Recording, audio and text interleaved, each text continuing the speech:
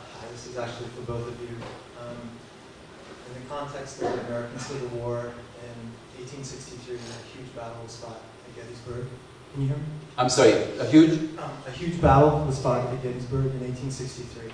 So in the context of the American Civil War, which was brother fighting brother, family fighting family. At the end of that battle, Abraham Lincoln went there, and he made an address, the Gettysburg Address, which is very famous. I wanted to know how, if he were impersonated by either the Buddha or Christ, those words would have been characterized.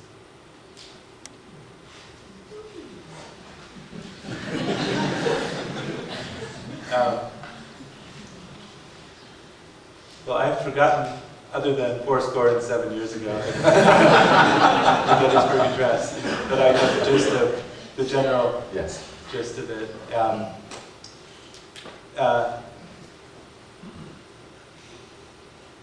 It's hard to say what I mean. Certainly, the Buddha would have been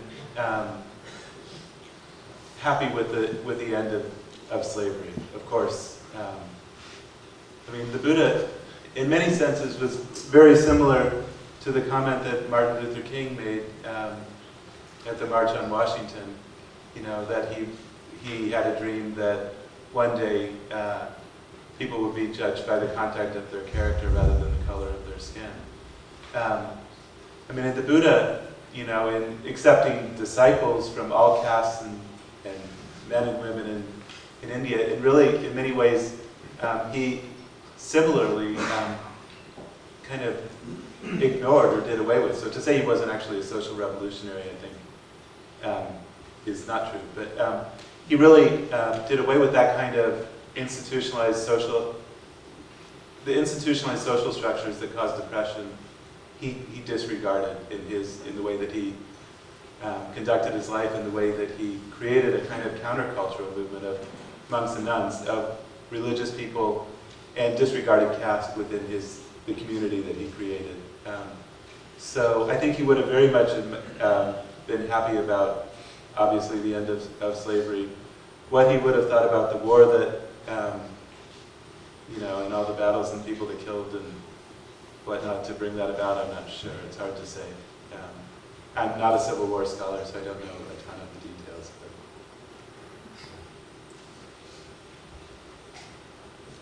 The Buddha did permit warfare, and the Buddha did permit warfare when it came to good purposes. Can you give an example? Well, if you look at the Buddhist kings that existed in India, they all claim to have sanction from Buddhist teaching in terms of the wars they conducted. If you look at, for example, the imposition of the Lama tradition in Tibet, it was, of course, imposed by force. So there has been a tradition of the use of force for what are considered righteous purposes within Buddhism. I don't think you could. I would challenge you to give any citation from Buddhist scriptures endorsing or sanctioning war. I'll be very happy to continue that dialogue with you. But I would say that the use of violence to produce good ends is a very dangerous path to go down. And the great thing that Lincoln did at the end of the Civil War was not so much the war that he fought, but the fact that at the end of the war he extended magnanimity to the people who've been defeated and tried in a very systematic way to build up the concept of one nation again. So it was the good things that he did at the end of it which resulted in positive things happening to the United States, as distinct from the horrible things that happened in many other wars, which you and I both know about, because they just end in a circle of retaliation and revenge, which carries on for generations and generations. Can I make one? It's quick. The one instance where war is brought up during the Buddha's actual life was when his own clan, the Shakyas, were about to go to war with the Kolyas over a dispute over water rights. And the Buddha told the Shakyas that he was going to leave. He was refusing to teach them if they were going to go into battle, into war. And so he himself actively protested the one instance where he encountered a possibility of war. And in fact, his own kingdom, the kingdom of his father, was of course conquered, and he heard the news about his kingdom having been conquered just before he died. Yeah. Yes. Next question. Yes. Hello. Hello. Find this bounce eventually. Okay. Earlier, Professor, earlier you said that when in your early teens you were experimenting with Christianity, and I wanted to ask, what was it like being a Christian or a follower of Jesus? Okay. Yes, that's better. Okay, I'm just gonna stick here. Okay. Earlier you said that in your early teens you were experimenting with following Jesus in India, and I was curious, what was that like? What was it like to be a follower of Jesus in India? What is it like to be a follower of Jesus in India? Correct. Yes. Very difficult. And the reason it's difficult is because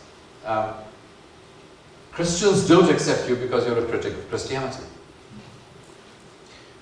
Hindus, my own people, who should accept me, because of course we believe in many gods and many traditions, and each of us has in theory the liberty to have our own Ishta Devata, the particular religious figure that we prefer, should in theory have no problems with somebody like me.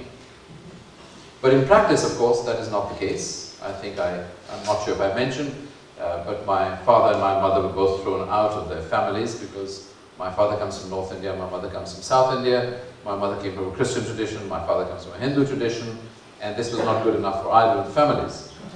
But this didn't strike till my father died. And the reason it did not strike till my father died is because in our tradition, the eldest son, my father was the eldest son, has to perform the last rites if you have to have any chance of going to a better life in your next birth. So as long as he was alive, there was still a chance that he would kind of come to his senses and do the right thing from our traditional point of view. But when he died, there was no longer any reason for our family to tolerate our side of the family, and so we were disinherited and kicked out. So it is problematic being a follower of Jesus for those social reasons, but it's also problematic to be a follower of Jesus in any context, because by definition a follower of Jesus is going to go against the stream. A follower of Jesus is not going to focus merely on his own self, feelings of peace and harmony and all that. Follower of Jesus is by definition going to work for a just society. He or she is definitely going to be committed to environmental justice. He or she is definitely going to be committed to recognizing people as neighbors who other people around you don't recognize as neighbors. So somebody who commits himself to the path of Jesus embraces suffering rather than denying suffering or trying to escape from it or neutralize oneself to it. Just as Jesus deliberately chose suffering, of course in his case for the forgiveness of our sins and so on, so also the follower of Jesus must choose the way of suffering in order to make the world a better place.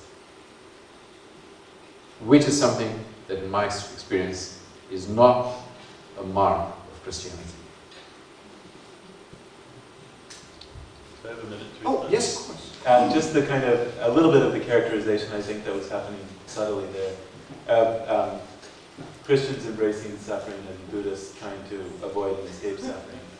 On the one hand, of course, Buddhism is about achieving freedom and liberation from suffering, but it's not at the expense of ignoring the suffering of all living beings. I mean, the fundamental Buddhist ethos, particularly in the Mahayana tradition, is to develop compassion for the welfare and suffering of all living beings. And this is the whole idea, the Bodhisattva ideal that I talked about, that people like the Dalai Lama would continue to take rebirth in the world again and again, in this world of suffering, in order to be of service to a suffering humanity. Yes, but the compassion consists in what precisely? It consists in the feelings that you have, and you express them by giving alms to the monk, or whatever else, or of course teaching people. But it does not consist in understanding the roots of poverty, in understanding the peculiarities of our global financial system, in understanding how politics needs to change in order to build a better kind of human global civilization. Well, it's doing all of Why those don't we, things. I'm so sorry, Edward. Why don't we move on to our next question, please?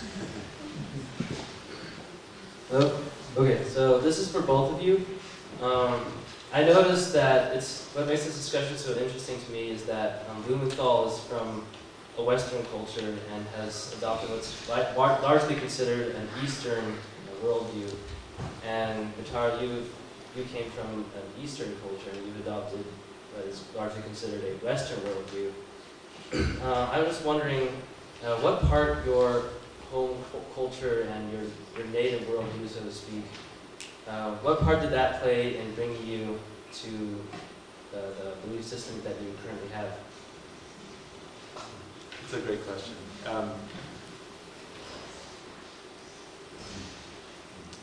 Well, I first got interested in Buddhism as an undergraduate. I was a philosophy major studying Western philosophy and history of Western philosophy. And I don't know, a lot of what I was reading I was not finding really satisfactory. It wasn't satisfactorily answering the questions that I had. And it may seem a little bit ironic here, but after I graduated from college, I got interested in Buddhism in a class as an undergrad, where one professor taught half on Aristotle and half on a 2nd century Buddhist philosopher named Nagarjuna. And began reading a lot on my own, but I got involved in social justice movements. I worked for the environmental group Greenpeace for 4.5 years. And I took a leave of absence and ended up going on to Asia to explore Buddhism more. But so it was this kind of perhaps very Western instinct or American instinct to kind of fight for justice, for environmental justice, that really drove a lot of my work. But it was kind of in the process of that work where I started to feel like the environmental work I was doing and the justice work was felt to me like I was running around putting Band-Aids on problems, and I'd cover one and then the other one would pop up over here. And as I was reflecting on the Buddhist writings that I was reading and teachings I was hearing, what struck me was what was really at the root of the problem of including the problems of social and environmental justice was fundamentally the way we think, the way we as human beings think about ourselves and our place and our relationship in the world. So I don't find turning to Buddhism as a form of quietism. I mean, certainly, I meditate every day. I've meditated every day for nearly 20 years. But that doesn't keep me from being socially active in the world. In fact, it inspires me to try to create a world that causes less suffering for people, and to create a world that engenders the cultivation of peace and spiritual aspirations. So you are, in that sense, an engaged Buddhist. There is a whole tradition of engaged Buddhism, and that's a great tradition. You know, it's a tradition that I have a great deal of admiration for. But the issue is, why is it that engaged Buddhism has not succeeded in transforming any of the Buddhist societies, which continue to be as ignorant, as driven by superstition, as driven by ideas of magic, primitive ideas of magic and so on, as they've done for thousands of years? I'm sorry, that doesn't really answer your question, but I'll respond. I'll wait for you to respond to me first if you wish. Make it a 20-second response. 20-second responses, I would disagree that it hasn't affected change in the countries. Thailand being a great example. They've had extensive prison reform in Thailand where they really attempted to utilize a lot of restorative justice models, which very much are in line with Buddhist thinking. We can talk more about that later. I've read your article. Okay. Would you mind answering the question in 1 minute, maybe? Yes. What was the impact of my own tradition in terms of bringing me to Jesus? It was that as I went into the different religious traditions, I found them unsatisfactory. I found that the explanations of personality, of reality, of morality that were given in my traditions, Hindu, Buddhist, etc., Jain, and so on, did not reflect reality. And when I came to Jesus, I found in him not just somebody who has an understanding of reality, morality, and personality that makes sense, but somebody who loved me enough, of course not all of us enough, but loved me enough to give his life up for me. So that in seeing that, and in relating to that, I might be transformed into that kind of person too. And this does not depend on meditative techniques that I adopt. Of course I do, as I said, practice meditative techniques. But it doesn't depend on that. It depends on God to transform me. When Jesus comes to live in me, I relate to Him. I have the guidance from Him. Should I accept this invitation to speak or shouldn't I?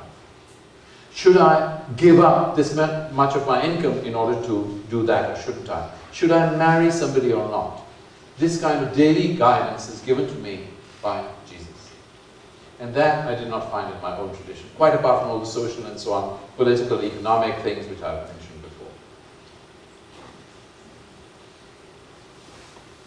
Professor Guptara, what if there was a non-denominational Christian revival in which these followers acknowledged themselves as little Christs, and their message was simple: love your neighbor as yourself and love the Lord your God with all your heart, soul, mind, and strength? Would you then become a Christian?